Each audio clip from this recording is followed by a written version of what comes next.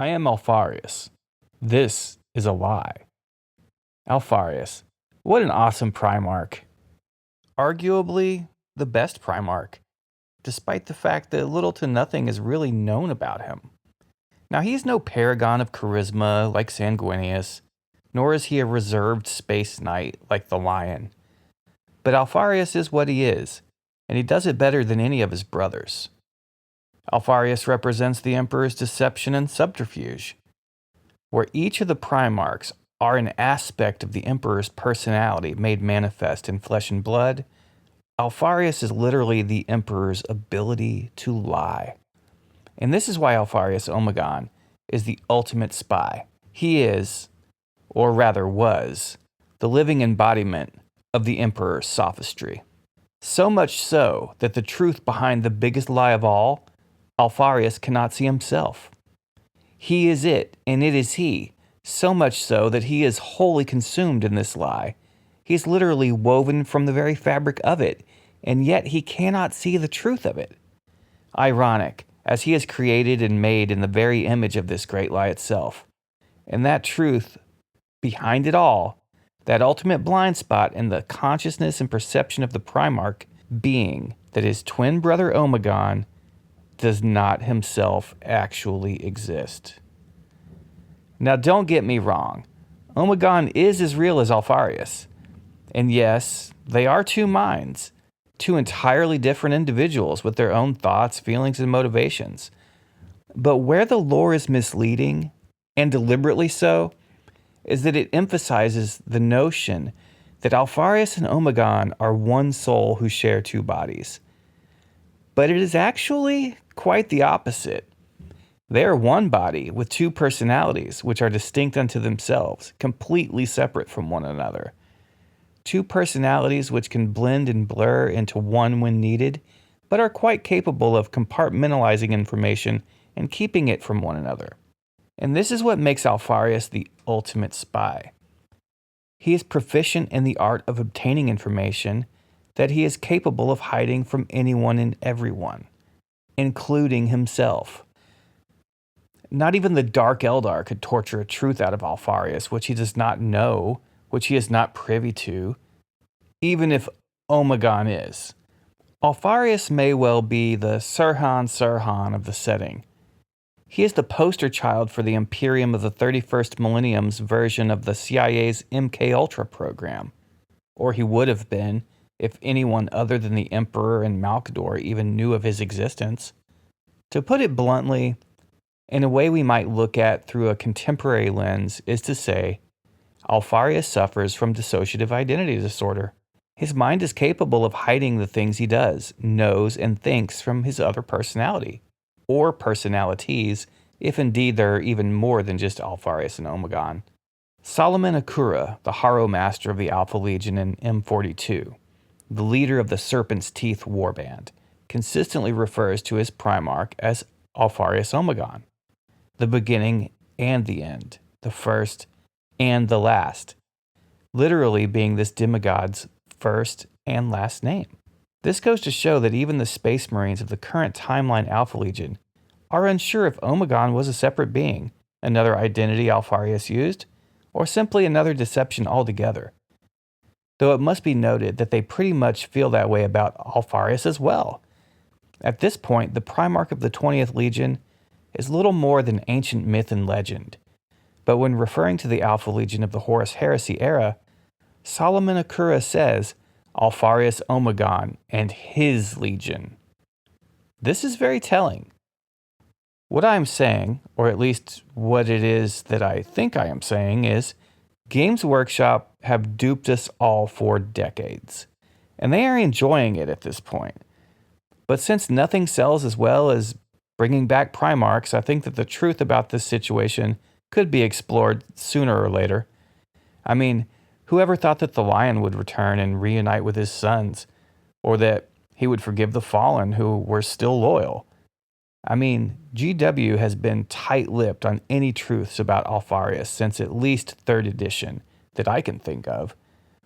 But that is starting to change a bit. The books Alpharius, Head of the Hydra, and Renegades, Harrowmaster, are quite illuminating when it comes to Alpharius, but nothing is said explicitly in a way that it sets his history, his truth, in stone. Even when what is said about him is ostensibly coming from his own mouth, such as in Head of the Hydra, it cannot be trusted. This is a lie. Alpharius is, after all, the literal embodiment of a lie. If the Emperor needed a mission accomplished, which he wanted kept secret from everyone, including the agent who operated on his behalf on such a mission, he would then use Alpharius Omegon. In Head of the Hydra, when the Primarch is reunited with his twin brother, it illustrates the perfect example of a dissociative moment. Alpharius has to maintain his anonymity, and his presence is made aware to a family which consisted of a married couple and their child. Alpharius does not want to kill them, but he has to, even though he is quite amazed that the kid is definitely the child of both of the couple, which should be impossible because they are both women. He realized the kid is a product of genetic manipulation, just like himself, and he feels kinship with the family. This brings into his mind and heart a conflict of interest, a conflict that is reconciled by Omegon being found by Alpharius and the two reuniting. Alpharius switches consciousnesses at that moment to his alternate identity, Omegon, and buries what he had done beneath another consciousness, justifying it by allowing himself the reprieve from guilt based on that family helping him find the green armored giant wielding a spear. For then, at least they, and by extension their deaths, were of some use. The butchery he perpetrated on the family was then not a total waste. Rather than fall down the rabbit hole of despair at his actions and PTSD from committing such an atrocity, Alpharius can move forward, hiding his actions behind the veneer of righteousness and the Emperor's will. Alpharius is able to commit acts of terrible immorality, yet not be burdened by the weight of the actions.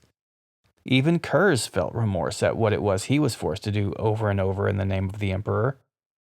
Alpharius was able to simply bury his actions under another consciousness and move forward, not even considering any of the emotional ramifications of having inflicted such terror and treachery. Now this leads to more questions. Did Rogel Dorn actually kill Alpharius at the Battle of Pluto? Apparently so. No mere Astartes could stand against a Primarch in the way Alpharius stood against Dorn. Or could one? After all, he did get owned, bad. Hands cut off a la Count Dooku and his head chopped down the middle by Storm's teeth. Yet it was most likely a Primarch, most likely Alpharius, and was definitely a challenge for Rogel Dorn to defeat. But there is a third head to the Hydra.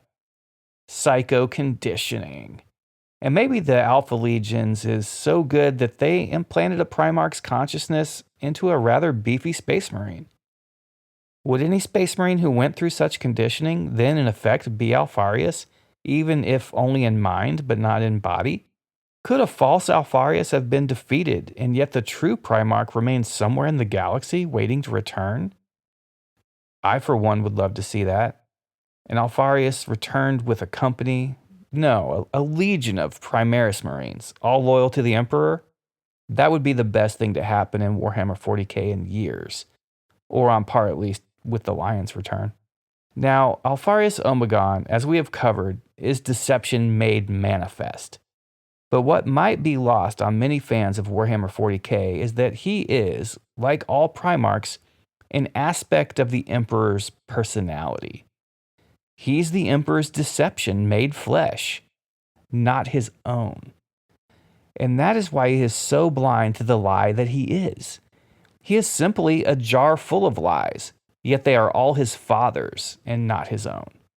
Remember when Big E told Rabute Gilliman that the Primarchs were not truly sons, simply tools that had been crafted, tools which were to be used and discarded at his whim? Alpharius was the Emperor's ace in the hole. When Big E needed something done with absolute discretion, with no chance of anyone ever finding out, and he was unable to take care of it himself, he had Alpharius Omegon. The closest Primarch with his father may have just been Alpharius Omegon, if the Primarch's own account can be trusted. The account we're treated to in Head of the Hydra. Unlike the other Primarchs, Alpharius was not scattered through the warp, but was discovered on Terra and raised by Malcador and the Emperor himself.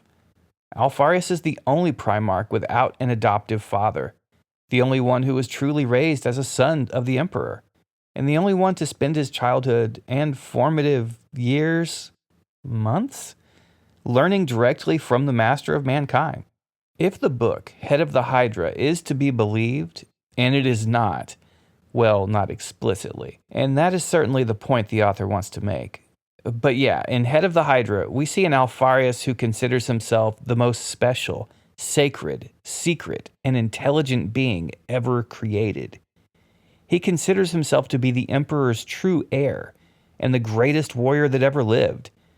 In fact, he fought the Captain General of the Adeptus Custodes, Constantine Valdor, to a stalemate after slaying a Custodian guard, which is possibly an indication that it wasn't Alpharius Omegon that Rogel Dorn slew with Storm's Teeth on Pluto. Because our boy Alpharius can certainly fight, I have to wonder if Rogel Dorn would have been capable of even surviving against Valdor. So with Alpharius, nothing is as it seems. Hell, he may even be alive. He may even be loyal. And yeah, I'll admit it, he may even be two people after all.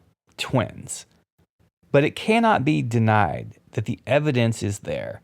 Alpharius Omegon is one man, an exceptional man, indeed a demigod son of the Emperor, but just a man, one singular man.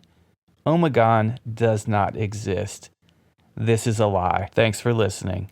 Please like and subscribe for more 40K lore conspiracy theories, truths, deep dives, and hot takes. This is a brand new channel, and we have lots of content coming your way.